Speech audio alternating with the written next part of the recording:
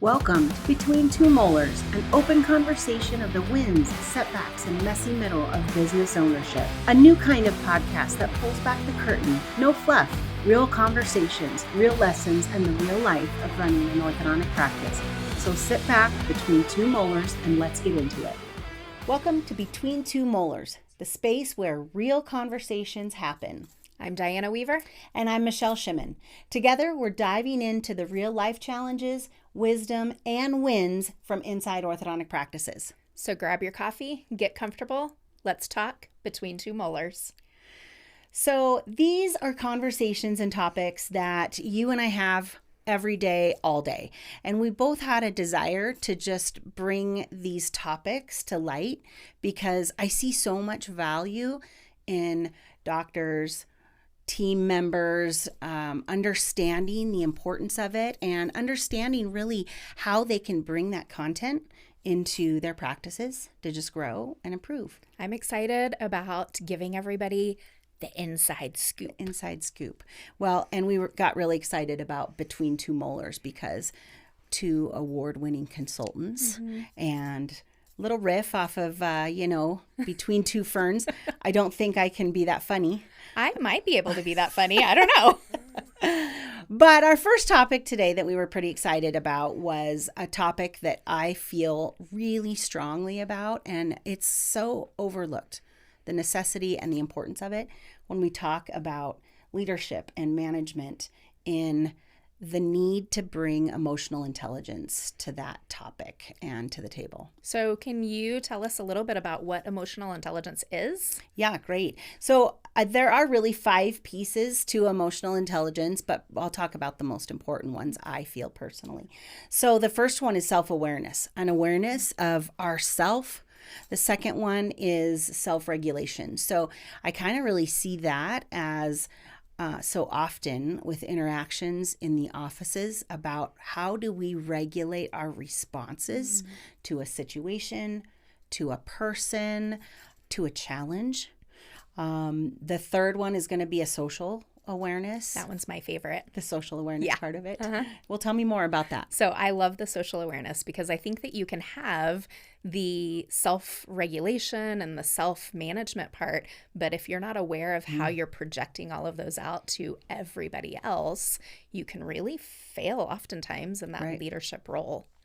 Well, an emotional intelligence, when brought into a management and a leadership style, really can facilitate and bring trust, psychological safety, and just increase the overall culture of health within a team and within a practice. And isn't that what every team wants? They want to feel safe. They want to feel like they can trust the doctor, that they can trust their office manager. They want that peace of mind that the decisions that they make are going to be valued and brought to life. Right. We want leaders in our practice, right? We don't want a bunch of followers. We want to cultivate that leadership piece of it. I would actually venture to say that this part is the foundation of a strong team, a successful team. You know, if you can pick apart the practices that you see have strong cultures, strong leadership, they have effective delegation, and most importantly, a high level of accountability. It starts with that strong foundation, and we want cultural health and emotional intelligence brought to that communication, brought to the leadership, brought to that management style, I feel is that strongest part of the recipe. Well, and I think that the level of humility that office managers and doctors can portray to their team, there's got to be some sort of vulnerability when they're coaching and when they're training and when they're communicating. Goes back to that safety. I think 100%. One of our core values at Shimmin Consulting is humility. And I do feel that it's important to say bringing humility into your everyday life and daily interactions with your team does not abdicate expertise or authority. Ooh, that's good. Right? I think that if people look at themselves as being vulnerable, it is going to take them off of that pedestal of authority, if you will. So think about when you have a very strong, effective leader in a practice, they have a strong sense of humility. They don't have that arrogance or that insecurity. Insecurity. That's a good, you're right. I think insecurity brings that arrogance. That's what I see when I am working with team members and with doctors who are struggling with the culture in their practice. I really hope to influence a removal of that arrogance and to develop confidence, to empower the team so that they feel that safety to bring that humility. So that goes back, I think that goes back to your first two things that you were saying. Right. You're self-aware and then you're self-regulating, right? So you've got to be aware and be able to self-reflect in order to pivot and communicate differently with your teams. Yep. The one key advice that I like to bring into that scenario is to not be afraid to ask for time. Ask for time to process something. If you are facing a challenging situation, if somebody brings up a topic or a conversation that needs to be addressed, listen actively. We talk a lot about active listening. Yeah, we do. And the importance of bringing that into management and leadership and interoffice interactions, if you will. But, I'm going to touch on interactive listening here, but it's, most of us listen to respond. Yeah, we do. As opposed to, listening to understand. Right. So take that opportunity within your self-awareness to listen to understand the person, the situation. And then when you move over to that self-regulation, take a moment to process.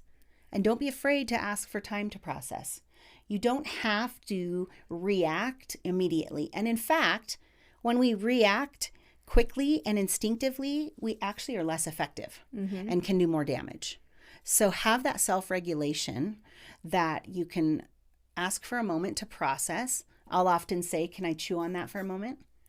And then the important piece of it is to designate a time that you will revisit this conversation or that you'll commit to having the answer or the solution. And that time isn't later in the day, right? No. Control the perception. Right. There's a lot of interpretation in the words that we use. And in controlling that, you say when you can revisit, thank you for bringing this to my attention. Can I have a moment to process? And can we revisit this today at 3:00 or tomorrow at lunchtime? And then commit to that. That's what's important as well. I think the active listening, kind of going back and piggybacking on that, is also body language. So we're not listening to respond, we're listening to actively understand. Part of that understanding is reading the body language. What are those nonverbal cues that you can see also? The facial expressions. The facial expressions. That goes to your favorite part of the social awareness because it's reading the room. And it is recognizing the team's energy, understanding what that energy is before it becomes problematic. And how hard is it to self-regulate? I mean, that's hard. We see frequently, I think, the reactiveness of individuals, team members, doctors, and office managers. I think everybody has that tendency to want to speak their mind and want to react, and having that social awareness, that self-regulation to pull it back and go back to, can I have a moment to chew on this? Let me think about this. Let me process this a little bit. That's a very, very powerful statement in your first step of self-regulating. Interesting for you and I to be talking about this. We're two very driven, goal-oriented business owners.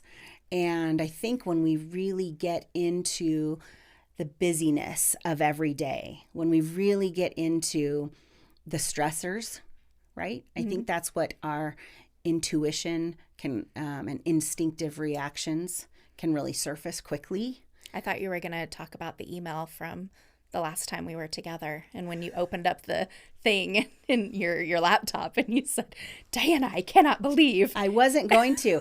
You helped me self-regulate. You helped me self-regulate. And sometimes it's just a little trigger sentence on our team, we have a lot of these trigger sentences that just help us remember. We've done a lot of this training together as a team, and it's something that we've all committed to. So it's great to bring these goals to your team. Give some framework to your team development, to your business meetings as well, and then get these agreements from team members, because it makes it really easy and safe to have those triggering statements. Now, I guess the word triggering sounds a little negative. I think so too. Friendly reminders. Yes. What's a different phrase we can say? Friendly reminders on, like you said, my instinct. We were traveling. We had deadlines. We both had emails that were exploding. And an email I opened up, my instinct was to get triggered. And your friendly reminder. My friendly reminder helped me self-regulate. And actually, when you just see it so much clearer, when you take a moment, you just process a little bit, you control some of the other outside factors, and then you can go very purposeful when you address it. I think that is so much more effective in what we see in practices every day. Well, and I celebrate you for taking a moment Thank to you. pause. Thank you for helping and me. self-reflect and then go on. See, team members can help you always be your best version of yourself. And I feel strongly that is the importance of creating a safe environment in the offices. We run coaching sessions every hour of every day. We're on coaching sessions, or we're on stage and coaching. And it's interesting how I feel this is such a common thread in most struggles in practices. If you can go back to, what causes the hiccups, what causes the speed bumps, this is a common thread in every topic. And so I think it's important to understand how mastering and continually growing and improving with your emotional intelligence individually and as a team really allows your team to elevate its ability. Of course, we talk a lot about internal processes and how to serve our patients better, how to be more patient-centered, but ultimately how the team interacts together, how the team communicates, how they like each other, reflects to patients. That is an ultimate factor that patients are going to feel and experience. Well, because if you're a happy team, that's that happiness, that excitement, that's all going to portray out. That's what you exude. Right. That's what you exude. That's what your patients are going to experience. And that's all we want at the end of the day is a great patient experience, right? Yeah. So this is, I want to summarize a little bit the 4, but then empathy comes in, and we'll talk about that in a minute. So just for our friends joining us, when we talk about emotional intelligence, and we challenge you to dive into this deeper, reach out to us. We'd love to provide you some resources. But we've got self-awareness. So understanding how I'm going to react immediately in a situation. Self-regulation.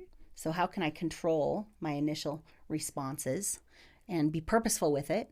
And then we have your favorite. Social awareness. Social awareness, being able to read the room, understanding the situation around us. And then we have social awareness and relationship regulation. And so how can we manage the relationships around us after reading the room and recognizing the social awareness? So that relationship management is important as well. And it goes back to the book. We like the book, The 4 Agreements. I love those. We talk a lot about that, and you can tie this in with your emotional intelligence staff meeting. But one of the agreements is what others do has nothing to do with you. And so to be able to recognize that in your relationship management, it's easy to bring empathy. And the 5th one is empathy.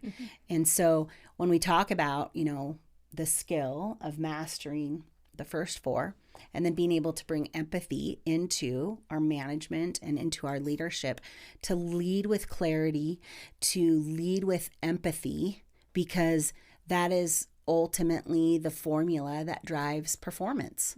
So when we talk about, we often get doctors calling us and reaching out because of the struggles and the challenges within their team.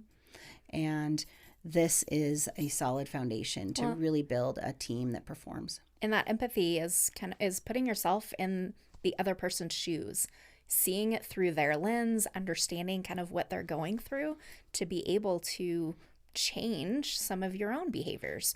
Right. Your own, I can't control that other person, but I can control myself. I can change my own, responses, my own way that I'm managing and handling things. And I think that that's key. The empathy part is key to, it's the glue that holds everything together, maybe. And we train a lot on influence, whether we are training on psychological sales and influence in the exam room. We train a lot on influence, and influence comes in there. Like you said, we don't have control over other people's actions or responses, but we do have influence over a situation. And I feel that our responses can be really powerful in that influence of a situation. Well, and going back to your 4 agreements that we had talked about just a second ago, being impeccable with your words is extremely important, because if you aren't thinking about the words that are coming out of your mouth and what that reaction and response, how that's going to influence, positive or negative, you don't get the outcome that you're looking for. Right. Have you ever been in an office where you'll get a team member that comes in, puts their bag in their locker, goes straight to their desk, puts their head down and starts working? Mm-hmm. And doesn't even say hi. Doesn't say good morning, doesn't say hello. It goes back to, treat others how you want to be treated, and it's a culture. What kind of a culture do you want to be a part of? Mm-hmm. So, leadership is leading by example and serving others outside of your position, inviting others on a journey. So do we want a journey of just, individualism and, an uncomfortable scenario that our patients are going to walk into? Or do we want to bring joy and happiness to our everyday environment? Right. And I'm going to challenge actually the team members that are experiencing that teammate that comes in and just puts their head down and goes straight to work without saying good morning. What are you doing to change that situation either? Correct. Because in that level of emotional intelligence and that social awareness, I have the ability to give somebody my smile, to give somebody my joy, to give somebody my positivity, and maybe that turns their perspective around a little bit. Can influence that situation. Right. I think that it does start with the doctors. I'm going to be real here. If we get a doctor that just walks in the back door and heads back into their office and doesn't walk through the office to say good morning to the team members, leadership starts with the doctors as well. So doctors, if you want to have a strong, happy, enjoyable, joyful environment and culture, show up that way. Show up as your best self and lead by example to the team members of what you're going to expect on your team. And even a simple thank you. Thanks for your work at the end of the day. People think that language of appreciation is all about money. It's not. And bonuses. Oh, that's a different podcast. That's a whole different podcast. Let's add that to our list. But it's true. Most doctors that I talk to think that the staff want more money, more bonuses. Now, true. But that's, I believe, a reciprocal response. And if they feel valued and appreciated, even through words of appreciation and words of affirmation, it goes so far to being able to elevate what the team members bring to the table every day. So I know we're talking a lot about emotional intelligence in leadership and in management and the importance of that. And there are so many different sidetracks that we could go down with it. But this is where I was talking about. This is threaded throughout every aspect of a practice. If we bring in a new modality or a new system or process that we want our team to buy into and influence our patients with, we have to be able to have effective communication, and we have to be able to bring emotional intelligence to our communication and influence. A lot of doctors will say, especially coming off of event season, right? We're just coming off of a really busy event season, and, doctors will find a great service or product or modality that they're all excited about, and they'll bring back into the practice, and they'll say, we're going to now incorporate this, and then they'll wonder why it doesn't work. Right. And so there's a whole process behind the why of what you're deciding to bring into your practice to serve your patients, and how it serves your team as well, to be able to educate your team and bring that influence to your patients, because how your team thinks and feels about anything is all portrayed out to the patients. That's what they're going to exude to your patients. So lead with clarity, lead with empathy. That's the ultimate formula to your team's performance. It's your glue. It's your glue. And really understand the value of improving your own emotional intelligence, and not thinking that it's everybody else's problem. Self-reflect, take a look and see, those teams that cycle through a lot of team members. What is the common denominator here? And again, I hear every single day it's about money. It's not. I challenge that. It is not about the money. It's about the environment. It's about the value that each team member feels. It's about clarity and the expectations for their roles. It's about a path of opportunity and growth. We know this generation is seeking that. There's a lot behind it that's not about just simply paying the team more. Because people want to be recognized for their hard work. They, like me, want that appreciation value, right? That language of appreciation is important. So speaking in their language, having the emotional intelligence to speak in their language is important. That's another really good book. 5 Languages of Appreciation in the Workplace. Yeah, that's understanding what your team values in that, and each team member is different. I have 2 kids. Both of my kids are very, very different with their language of appreciation and love. So it's good to be aware of it and to be able to understand and pivot it. And for the doctors that don't have that strength, bring somebody alongside you that does have that strength and bring that value, so that you can both together enhance what you're delivering to the team and what you're expecting out of your team. So the 5, emotional intelligence: self-awareness, self-regulation, self-management, social awareness, relationship management, and the glue, empathy. So we're pretty excited to be here with you with these really valuable and important topics. We have a list of these topics, again, that we talk about and coach through every single day, all day, and we can't wait to bring that to light with you. So thanks for joining us Between Two Molars. Until next time, keep leading, keep learning, and keep smiling. And make sure to post your comments if you liked it, if you had any questions. Don't forget to like, share, and subscribe. Thanks for being with us.